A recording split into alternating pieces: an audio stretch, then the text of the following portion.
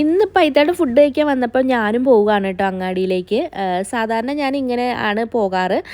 രാവിലെ ഇങ്ങനെ ഷടപടേന്ന് തിരക്കിട്ട് അങ്ങനെ പോകാൻ നിൽക്കാറില്ല. എൻ്റെ രാവിലത്തെ പണികളെല്ലാം ഒതുക്കി ആയിട്ടായിട്ട് ഉച്ചയ്ക്ക് ഫുഡ് കഴിക്കാൻ വരുമ്പോൾ ആ കൂട്ടത്തിൽ അങ്ങോട്ട് കയറി പോകും കേട്ടോ അങ്ങാടിയിലേക്ക്. ഇന്നിപ്പോൾ എനിക്ക് കുറച്ച് അല്ലറ ചില്ലറ സാധനങ്ങളൊക്കെ വാങ്ങിക്കാനുണ്ട്.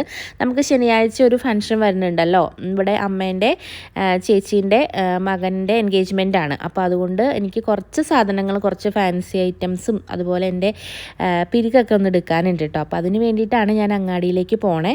ഇങ്ങനെ എന്തെങ്കിലുമൊക്കെ ഫംഗ്ഷൻ നമ്മുടെ ഫാമിലിയിൽ ഉണ്ടാകുമ്പോൾ മാത്രമാണ് കേട്ടോ ഞാൻ പാർലറിലേക്ക് പോവുള്ളൂ. അതും എൻ്റെ പിരികെടുക്കാൻ വേണ്ടി മാത്രം, വേറെ ഒന്നും ഞാൻ ചെയ്യൂല കേട്ടോ. അങ്ങനെ നമ്മൾ നമ്മുടെ അങ്ങാടിയിലേക്ക് എത്തി. നമ്മുടെ മെഡിക്കൽ കോളേജ് റോഡുമ്മേ ചെന്ന് ചാടി. ഇനിയിപ്പോൾ പെട്ടെന്ന് തന്നെ നമ്മുടെ ഷോപ്പ് എത്തും കേട്ടോ. അവിടെ അടുത്ത് തന്നെയാണ് നമ്മുടെ ഷോപ്പ്. അങ്ങനെ ഷോപ്പിലേക്ക് എത്തി ആയി തന്നെ എന്നെ അവിടെ ഇറക്കിയിട്ട് ഞാൻ നേരെ പിന്നെ കടയ്ക്കാണ് കേട്ടോ പോണേ. ഫസ്റ്റ് ഞാൻ ഫാൻസിയിലായിട്ടാണ് കേട്ടോ കയറിയത്. ഫാൻസിൻ്റെ തൊട്ട് മേലെ തന്നെയാണ് പാർലറും. എല്ലാം അടുത്തടുത്താണ്. അപ്പോൾ ഫാൻസി കയറി ഞാൻ വീഡിയോസ് ഒന്നും എടുത്തില്ല. എന്നിട്ട് നേരെ ഞാൻ നമ്മുടെ പാർലറിലേക്ക് പോയിട്ടോ. അവിടെ അപ്പോൾ ചേച്ചി നല്ല പണിയിലാണ്. ചേച്ചിക്ക് എന്തോ ബ്രൈഡൽ വർക്ക് ഉണ്ട്. അപ്പോൾ അതിനുള്ള സാരിയൊക്കെ അയൺ ചെയ്തുകൊണ്ടിരിക്കുകയാണ്. അവിടെയും വലിയ തിരക്കൊന്നും ഉണ്ടായിരുന്നില്ല. അതുകൊണ്ട് വലിയ ഡിലേ ഒന്നും ഉണ്ടായില്ല. വേഗം തന്നെ നമ്മൾ ഷോപ്പിലേക്ക് വന്നിട്ടോ. അപ്പം നമ്മുടെ ഷോപ്പിൻ്റെ തൊട്ട് താഴെ തന്നെയാണ് പാർലറും ഫാൻസിയൊക്കെ വരുന്നത്. അപ്പോൾ അതുകൊണ്ട് തന്നെ എനിക്ക് എളുപ്പമാണ് കേട്ടോ. അങ്ങനെ എൻ്റെ ആവശ്യങ്ങളൊക്കെ കഴിഞ്ഞ് കഴിഞ്ഞാൽ ഞാൻ വീട്ടിലേക്ക് പോകാൻ വേണ്ടിയിട്ട് നിൽക്കുകയാണ് കേട്ടോ. അപ്പം അങ്ങനെ നിന്നപ്പോഴാണ് കടയിൽ നല്ല തിരക്ക് കേട്ടോ. അത്യാവശ്യം നല്ല രീതിയിൽ നമുക്ക് കസ്റ്റമർ ഉണ്ടായിരുന്നു. അപ്പോൾ അതിൽ ഇങ്ങനെ ഒറ്റയ്ക്ക് ഓടി നടക്കണം കാണുമ്പോൾ എന്തോ ഒരു അടങ്ങേറ്. അപ്പോൾ എനിക്ക് ഇങ്ങനെ പോകാൻ തോന്നിയില്ല.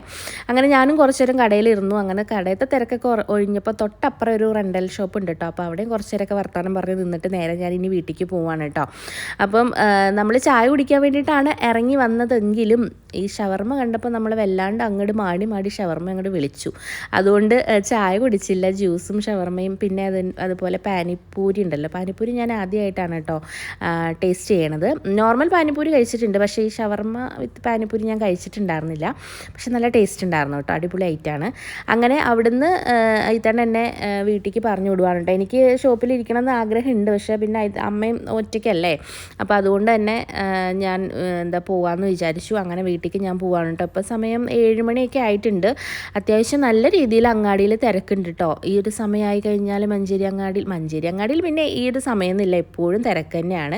അങ്ങനെ ഞാൻ വീടെത്തിയിട്ടുണ്ട് കേട്ടോ. അമ്മ എന്നെ കണ്ടപ്പോഴേ പേടിച്ച് പോയി. സാധാരണ ഞാൻ ഈ സമയത്ത് ഒറ്റയ്ക്ക് വരാറില്ല. ഇത്തവണ ഞാൻ ഒരുമിച്ചാണ് വരാറ്. അതുകൊണ്ട് പേടിച്ച് പോയ ഭാവമാണ് കേട്ടോ നിങ്ങളെ കാണുന്നത്. അങ്ങനെ വന്ന വഴി ഞാൻ എൻ്റെ മുഖമൊക്കെ കഴുകി ഇപ്പോഴാണ് എനിക്കൊരു സമാധാനമായത്. അപ്പോൾ ഇന്നത്തെ നമ്മുടെ വീഡിയോ ഇത്രയുള്ളൂ. ഇഷ്ടപ്പെട്ട എല്ലാവരും സപ്പോർട്ട് ചെയ്ത് സബ്സ്ക്രൈബ് ചെയ്യണം. Tata bye bye. സീ.